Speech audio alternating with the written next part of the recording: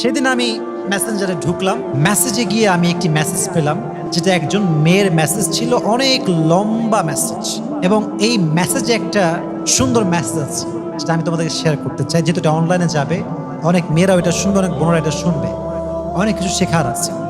একজন মেয়ে মেসেজ দিয়েছে যে, হুজুর, আমার বাবা অনেক বড়লোক মানুষ, অনেক রিচেস্ট, তো আমি অনেক বড়লোক পরিবারের একজন মেয়ে। আমার ফার্স্ট বিয়েটা হয় বাবা মায়ের ইচ্ছায়। আব্বা আম্মা একজন ছেলে দেখে আমাকে বিয়ে দেয়। ছেলেটা অনেক ভালো, সেই হিসেবে আমাকে বিয়ে দেওয়া হয়েছে, এবং আমি জানি যে yes, he is a good person, তাকে বিয়ে করতে হবে আমার। আমি বিয়ে করেছি। কিন্তু হুজুর, আমি আপনাকে কি বলবো, সে মেসেজগুলো এভাবে লিখেছে। বিয়ের পর দেখলাম যে তার character it's totally has changed, পরিবর্তন হয়ে গিয়েছে। তার কথাবার্তা আগের মতো নেই, তার অ্যাটিটিউড চেঞ্জ। ওয়াইফের সঙ্গে যে বিনয়ের সঙ্গে কথা বলতে হয়, ভালোবেসে কথা বলতে হয়, এটা সে বোঝেই না, জানেই না।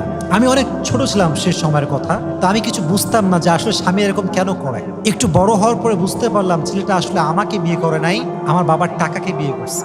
সে আমার সঙ্গে বিয়ে বসে নাই, টাকার সঙ্গে বিয়ে বসেছে। তো আমার আব্বা এরই মাঝে, মানে এই বিয়ের মাঝেই তাকে এত কিছু দিয়েছে যে তাকে আর ডান বাম তাকাতে হবে না। তো সে আমাকে পরোয়া করে না। অনেক দিন ট্রাই করেছি কনভিন্স করার, তার সঙ্গে মানিয়ে থাকা। মেয়েরা অনেক মানিয়ে থাকে। পরিবার, হাজারো পরিবার টিকে আছে শুধুমাত্র একটা নারীর ইচ্ছার উপরে। নারী সবসময় বলে সরি, সবসময় মাথা থেকে নিচের দিকে, অলওয়েজ মাফ চেয়ে চলে, তাই পরিবারটা টিকে আছে। না, কিছু স্বামী এত খারাপ, নারী যদি ধৈর্যশীল না হতো, লক্ষ লক্ষ পরিবারে আজকে ডিভোর্স হয়ে যেত। ঠিক না বলেন যুবকেরা? তারা সবর করে থাকে বলে অনেক পরিবার টিকে আছে। তো সে বলল, হুজুর, আফটার লং টাইম আমি বুঝতে পারলাম যে না, actually he is not perfect man for me, I need to take divorce, এটা ছাড়া কোনো অপশন আমার কাছে নেই। তো আমি অনেক বাবাকে বুঝিয়ে, অনেক কষ্ট করে আমি ডিভোর্স নিয়েছি। যুবক ভাইয়েরা, কি নিয়েছি? ডিভোর্স নিয়েছি। এখানেই কিন্তু কথা শেষ না। এখানে শেষ হলে আমি বলতাম যে এটা আমি কখনো ওয়াজ মাহফিলে বলবো না, কাউকে বোঝাতেও যাবে না, because it's a common story. স্বাভাবিকভাবে এটা হয়ে থাকে, মাঝে মাঝেই হয়। পরে এই মেয়েটা ডিভোর্স হওয়ার পরে একজন মেয়ে একা কয়দিন থাকতে পারে ভাই? বিশেষ করে যে মেয়েদের বিয়ে হয়ে যায়, তাদের আচরণটা পরিবর্তন হয়ে যায়, মাইন্ডসেট পরিবর্তন হয়ে যায়। তারা তখন জীবন সঙ্গী ছাড়া থাকতে পারে না। আমরা যারা সিঙ্গেল, আমরা আগেও সিঙ্গেল, এখনো সিঙ্গেল, থাকলেও কি না থাকলেও কি, আমরা ওটা বুঝিই না। যাদের কেউ হয়ে যায়, তারপরে ব্রেকআপ হয়, ডিভোর্স হয়ে যায়, তারা একা থাকতে অনেক কষ্ট পায়। ঠিক কিনা বলেন? তো মেয়েটা বললো, মেসেজ লিখেছে আর কি, পরবর্তী সময়ে গিয়ে আমি আরেকজন যুবকের সঙ্গে রিলেশন করি, অ্যান্ড দ্যাট ওয়াজ হারাম রিলেশনশিপ। অনেক লম্বা সময়ের সম্পর্ক আমাদের, কিন্তু বিষয়টা হচ্ছে আমার আব্বা প্রস্তুত না তাকে বিয়ে দেওয়ার জন্য আমার সাথে। আমি আব্বাকে অনেক কনভিন্স করি যে আব্বা একটু রাজি হও, রাজি হও, রাজি হও। তো আব্বা আমাকে বারবার বলছিল, মা, অ্যাকচুয়ালি সেই ছেলেটা তোমাকে ভালোবাসে না, সে একটা মতলবে তোমাকে ভালোবেসেছে, তুমি বুঝতেছো না। কিন্তু আমি হুজুর বুঝি নাই। আমি আব্বা আম্মার বিরুদ্ধে গিয়ে কোর্টে গিয়ে বিয়ে করছি, আব্বা আম্মার এগেইনস্টে গিয়ে। কিন্তু বাবা মা তো ভালোবাসে সন্তানকে, কয়দিন না মেনে থাকতে পারে বলেন? একটা সময় গিয়ে মানতে বাধ্য হয়ে যায়। তো সেই মেয়েকে বিয়ের কিছুদিন পরে, একটা মাত্র মেয়ে, সন্তান যার একটা হয়, চাই সে ছেলে হোক কিংবা মেয়ে হোক, আব্বা আম্মা তার প্রতি সবসময় দুর্বল থাকে। যেমন আমি, আমার বাবার একটাই ছেলে হচ্ছে আমি উল্টা করলেও আব্বা আমার ভালোবাসে, ঠিক করলেও ভালোবাসে, কারণ আমি একটাই ছেলে। একটা ছেলে যার হয়, কি যে উইকনেস কাজ করে, ওইটা বাবা মা বোঝে, আর কেউ বোঝে না। তো পরবর্তী সময় যেটা আমি মেসেজে পড়লাম, সেই মেয়েটাকে আব্বা লাস্টে বাসায় উঠায় নিয়ে আসছে, মেনে নিয়েছে।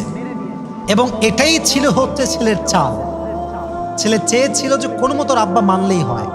তখন আমার দাবি দেওয়া শুরু হলো যে আমি আসলে কি চাই। ছেলেটা পরে বাইক নিয়েছে, মোটা অঙ্কের টাকা নিয়েছে।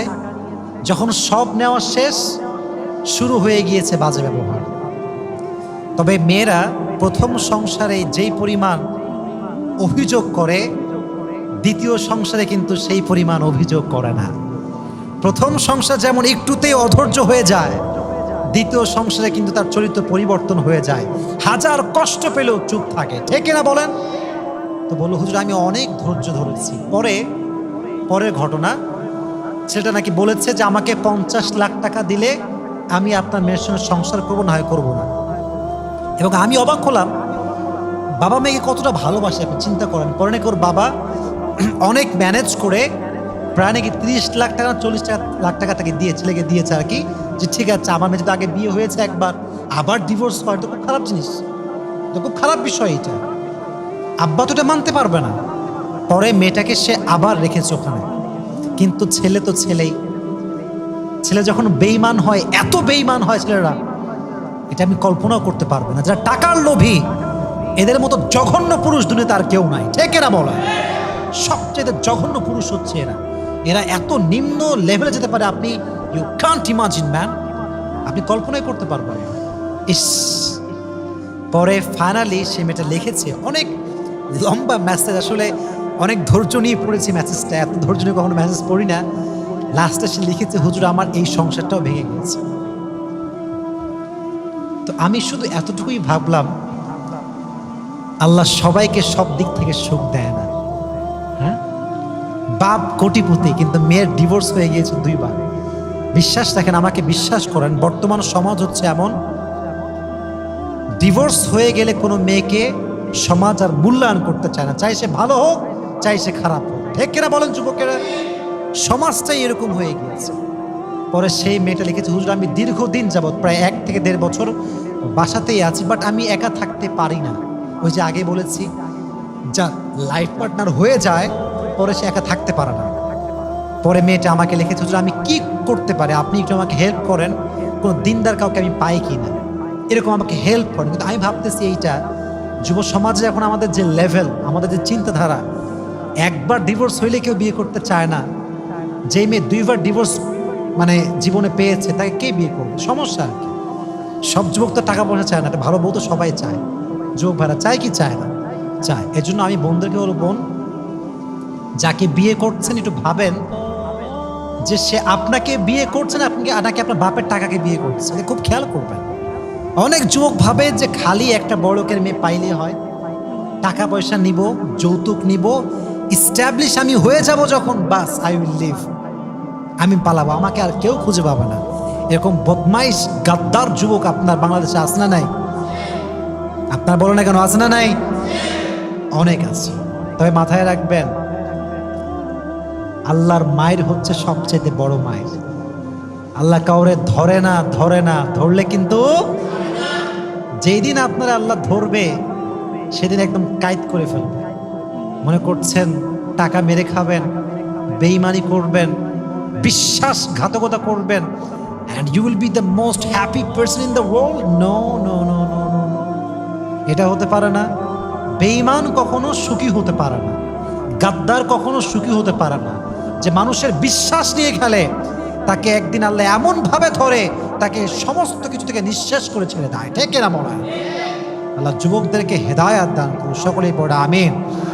যেই মেয়েগুলো ডিভোর্স হয়ে গিয়েছে, তালাকপ্রাপ্তা মেয়ে, আল্লাহ প্রত্যেকটা মেয়েকে ধৈর্যশীল হয়ে তাদের জীবনকে চালাবার তৌফিক দান করে, সকলেই মন খুলে পড়া আমিন। যুবক ভাইরা, আজ থেকে ভাই বেঈমানি করো না কারোর সাথে, করো না। এটা করে আসলে শান্তি পাবা না। সাময়িক সুখের জন্য কিছু করে আজীবনের সুখ হারানো যাবে না। তো যে কথাগুলো বললাম, নারীদের পর্দা লাগবে, বেঈমান পুরুষ থেকে বেঁচে থাকা লাগবে। আল্লাহ বোনদেরকে হেফাজত করুন, সকলেই পড়া আমিন।